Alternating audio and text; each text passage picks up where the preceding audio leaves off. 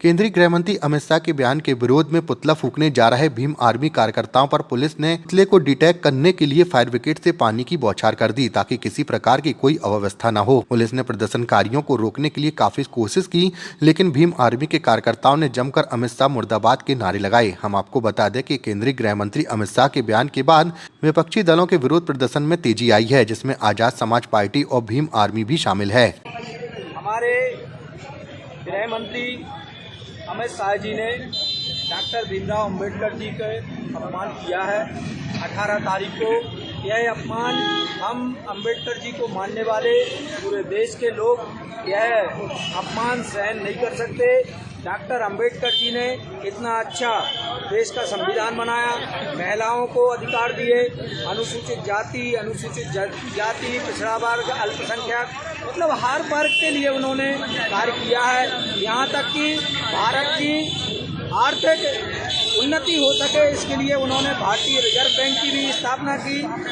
उन्होंने ढेर सारे ऐसे काम किए हैं कि जिनका ऋण पूरा भारत कभी नहीं चुका सकता। वह भारत रत्न है, हम लोगों के भगवान हैं और हमारे ही नहीं पूरे विश्व के वह मसीहा हैं। तो अमित शाह जी ने उनके ऊपर कमेंट करके गलत बोला है, तो अमित शाह जी माफ़ी मांगे और यदि वो माफ़ी नहीं मांगेंगे तो हमारा यह आंदोलन सतत चलता रहेगा और उनको माफ़ी मांगना ही पड़ेगी।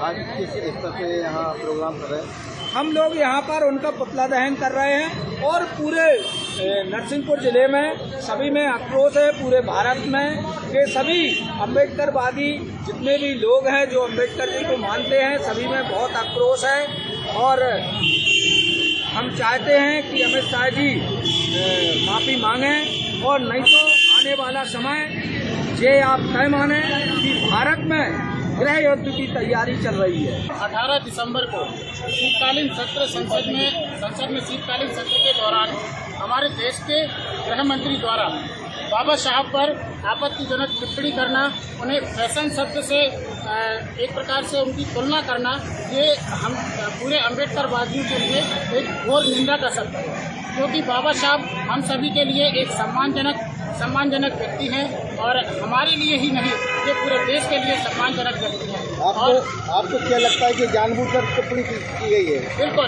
क्या है कि इनका जो एक प्रकार से इनका जो पुराना तथ्य है, जो इनके ही मुख्य पदाधिकारियों द्वारा संविधान को बदलने के संबंध में इन्होंने टिप्पणी की थी, जिस संबंध में भी हम लोगों ने ज्ञापन किया हुआ था, लेकिन ये लोग उसको नहीं कर पाए और ये लोग चाहते थे कि हम 400 सीट आंकड़ा पार करके संविधान को बदलने का प्रयास करेंगे। जब संविधान को बदलने का प्रयास नहीं कर पाए तो इनकी बौखलाहट कहीं ना कहीं किसी न किसी तथ्य में उनके वक्तव्य में दिखने लगती है और उसी को लेकर इन्होंने बाबा साहब का अपमान किया है।